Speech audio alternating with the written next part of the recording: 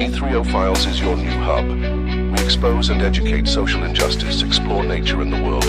At your fingertips, join the exposition. We take pride. At E3O Files, we will now reveal.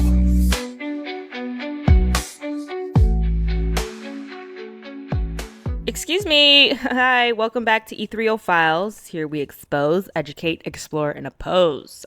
Today I'm bringing you with me to Ireland from November 2024, not currently, but in the past, yes. And yeah, I picked November on purpose, because not many people are going to be traveling to Ireland because it's cold, it's wet, and it's rainy for the most part. But November is nice because they still have Christmas lights up preparing for December. So you're getting that Christmas vibe, those joyous Christmas spirit in November without having to go to a crowded place for Christmas. You know what I mean? So I wasn't going there for any summer reasons. I don't mind. I don't mind the cold in that way. And I just wanted to go to Ireland for my birthday, November 7th. And it's Thanksgiving, so it would be like a Thanksgiving, Christmas, and birthday all in one. It was amazing. It was worth it. And I wanted Ireland in everything. I had dressed up with my black dress, looked like Harry Potter with my glasses on, and it was fun. And they weren't prescription. They were just for a vibe, a look. Yeah, so it was great.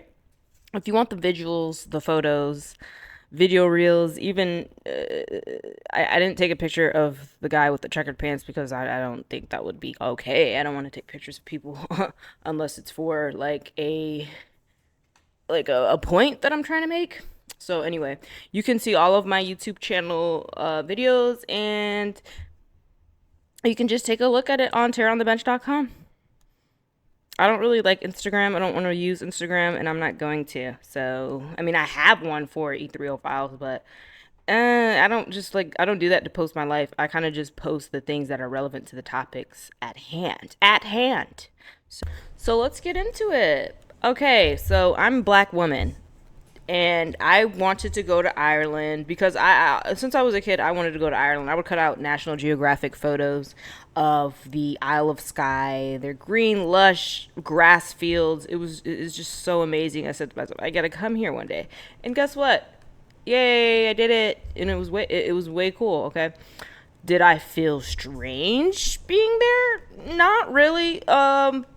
Not that strange. The fact that I want to go to Ireland itself is kind of strange in itself, but it's a thing where I'm gonna go because there's a reason for me to go. Maybe it's that I need to prove to myself that I can do what I wish to do, and I'm just obedient in knowing what I want to do, what goals I want to accomplish. And when you successfully check off one of those things, you just begin to believe that you can accomplish whatever you want, even if it is just traveling somewhere that you've always wanted to travel to.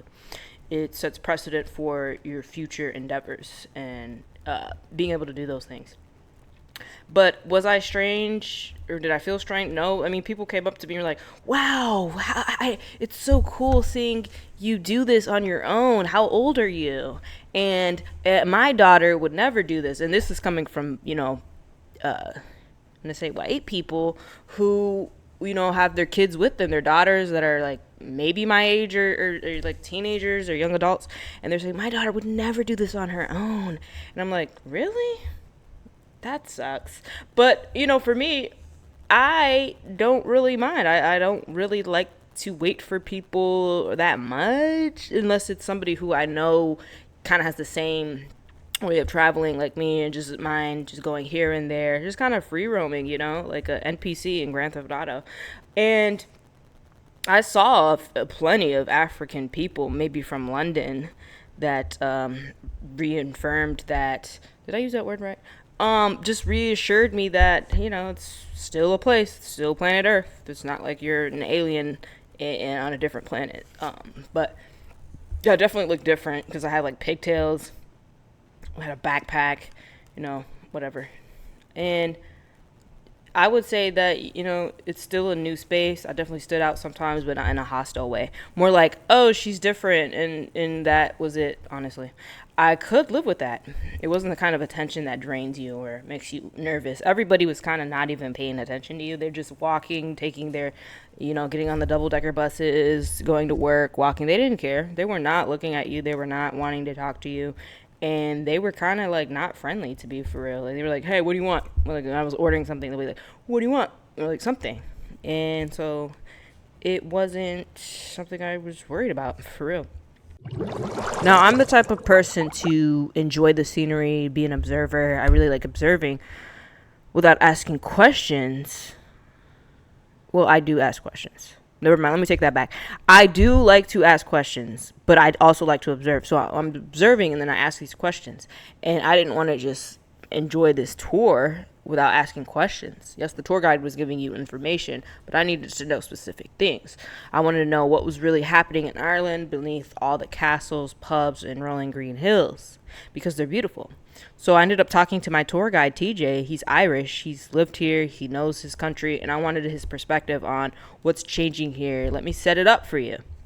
This was recorded live on the trip. I asked him, hey, can I record you for my podcast? And he said, yeah, definitely. Definitely. He sounded like this. Definitely.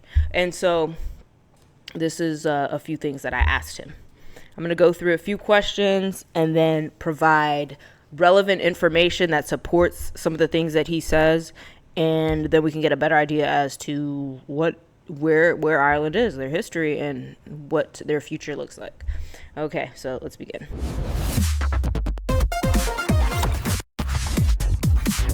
So I asked him, all right, TJ, thanks for sitting with me for a few minutes. First question, what change have you seen here in Ireland so far that you're actually pleased with? Here's his response. The fact that we now have peace on the island, when I was growing up, that wasn't so much the case. We had troubles in Northern Ireland, and the fact that the whole peace process is working, it has helped to let the world know that we're much more welcoming and happy to see people from all over the world come visit. And he's not wrong. Ireland has seen huge shifts in just the last, let's say, decade, from 2013 to 2023. GDP growth averaged over 5% a year, one of the fastest in Europe. Tech companies set up shop, foreign investment exploded, and that's not really my opinion. That's actually straight from Irish Central Statistics Office. The European Union in 1973, the country opened itself to the single largest market, which provided it with fertile ground to build itself up. It was during the 1990s, however, that Ireland's policymakers began implementing policies that would lead the country away from its agricultural reliance. The government invested heavily in infrastructure, education, and technology. So much so that by 2000, Ireland's economy was already outpacing many of its EU counterparts. The Irish government began working hard to build relationships with multinational companies by offering incentives to locate their operations in Ireland. Ireland's exports to the UK dropped dramatically to only 13% of total exports in 2021 from 33%. Ireland also increased its trade deals with other EU nations, such as Germany and France. In the tech sector, with more global technology companies now having their offices or outrightly relocating their operations to Ireland altogether, the country's role as a hub for innovation and research was skyrocketing. Companies such as Google, PayPal, Facebook, and LinkedIn all have their headquarters in Europe, located in Dublin, which generates billions of dollars in investment in the city. This shift allowed Ireland to be among the strongest economies in Europe as GDP grew more than 6% in 2020, despite the odds presented by the coronavirus pandemic. Aside from its whopping export figures, Ireland has also remained committed to renewable energy and sustainable development. Ireland has taken a quantum leap towards a greener economy, with greater emphasis on tapping renewable energy. The government recently approved a series of investment policies in green technology, such as wind and solar power. The move was directed towards positioning Ireland as the champion of Europe's green revolution. Despite its prosperity, Ireland's economy has not yet allowed its high growth to trickle down to all aspects of its society, especially rural societies, where some segments have lagged behind.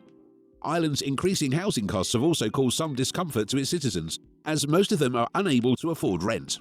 The next thing I wanted to ask him was about growth. What aspect of growth do you see as the most impactful in Waterford, Dublin, or across the island?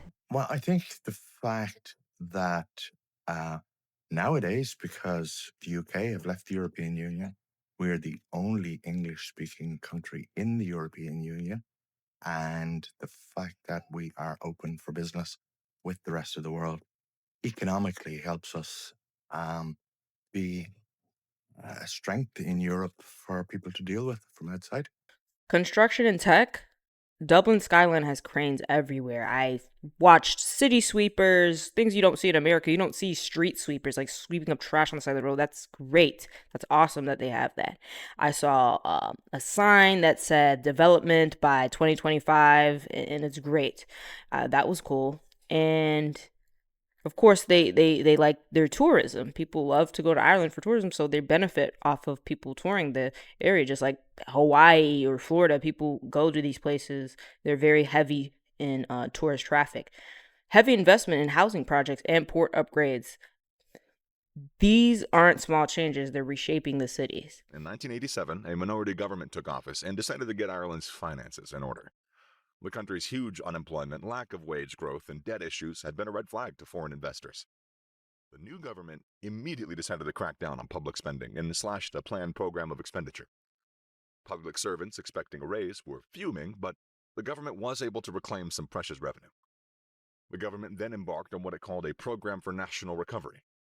The programs basically entail bargaining with trade unions and coming to an agreement on long-awaited wage rises, with the promise of tax breaks. This led to fewer labor disputes, and it really set the scene for a more favorable image of Ireland to overseas investors. With its finances slowly becoming sorted, Ireland was on the right path. Still had work to do, though. In the mid-1980s, Ireland was notorious for having one of the worst telecommunication systems in Europe. It had been a major source of frustration for foreign businesses, and the Irish government realized that it needed a complete overhaul. Instead of privatizing, though, the government decided to go all in and increase funding to deliver a truly world-class telecommunication system. The late 80s also saw Ireland invest in another crucial area: education. More universities and more funding into key areas of study such as, again, technology and science meant that Ireland was now beginning to catch the eye of global heavyweights like Apple. By 1993, Ireland boasted the OECD's largest number of science and technical graduates in the 25 to 34-year-old age group. A formerly run-down area near the Dublin docks was given a complete facelift and repackaged as Ireland's International Finances Services Centre. Establishing a financial district was a critical moment in Ireland's economic transformation. It signaled the shift from a traditionally agricultural-based economy to a knowledge and services-based economy. Realizing on the cake, though, came from the form of tax incentives. The 1997 Taxes and Consolidated Acts allowed Ireland in the legal standing to introduce huge corporate tax cuts, which, again, that was a bold effort to lure American multinationals. Next thing I wanted to ask him was, do you think all this new construction, especially in Waterford, is actually good for the economy, or is it just hype? Absolutely. There's construction going on everywhere. It's anywhere you see any growth or any business like that, of course, it's always welcome, to see people advancing and to see the country progressing.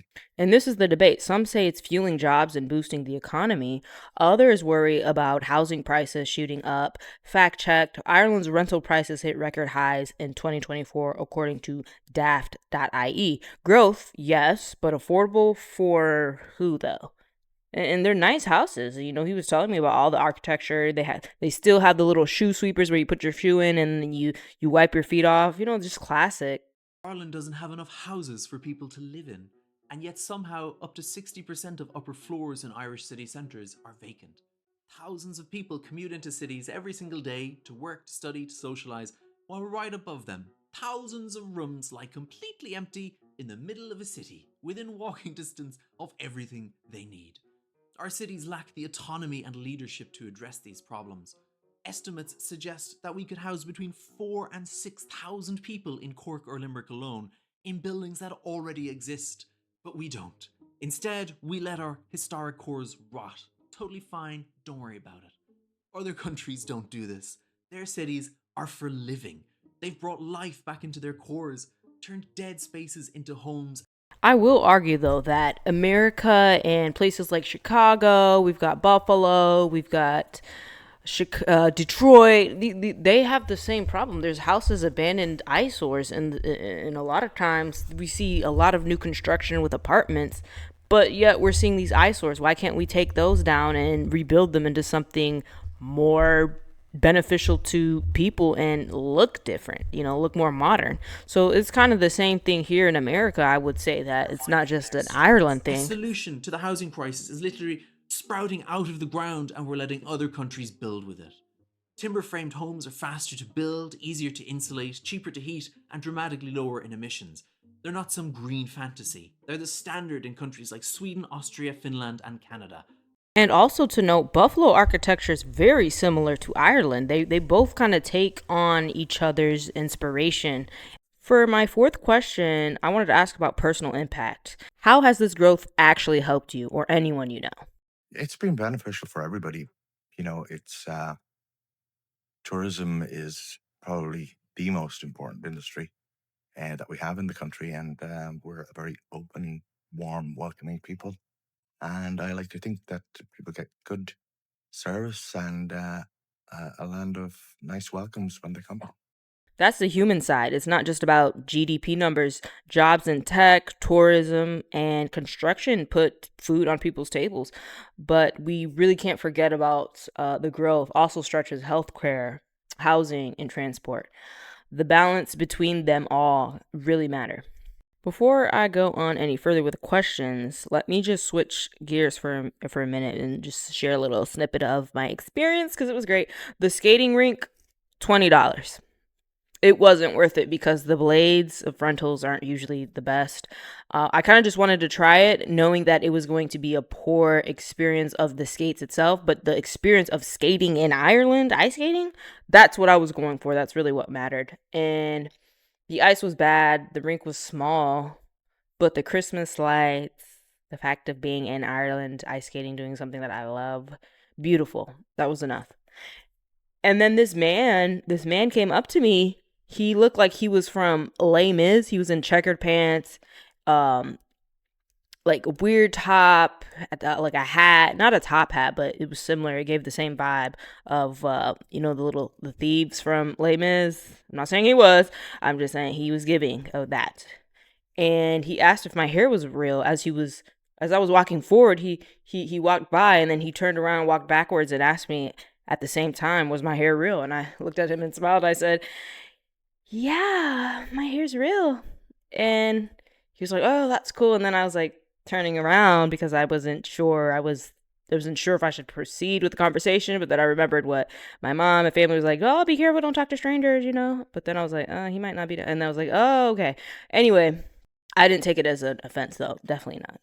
Because, I look different from them. So, and the tour buses were on time. You have to be there promptly at the time that they tell you, or they will leave you. They'll wait, but they'll leave you, and hopefully you know your way back in this place you're not familiar with. But they were very kind, and I was on my P's and Q's, so. And so going back to the questions that I was asking TJ, one was about Dublin and what it still needs. Last one, TJ, what else would you like to see in Dublin when it comes to growth? New buildings, new green spaces. You know, Dublin is lacking a lot in housing. So it's a city that has spread out rather than up. And I think in the future, it's a city that could develop property-wise for people to live. It's a city that future development, they could start going up as opposed to spreading out.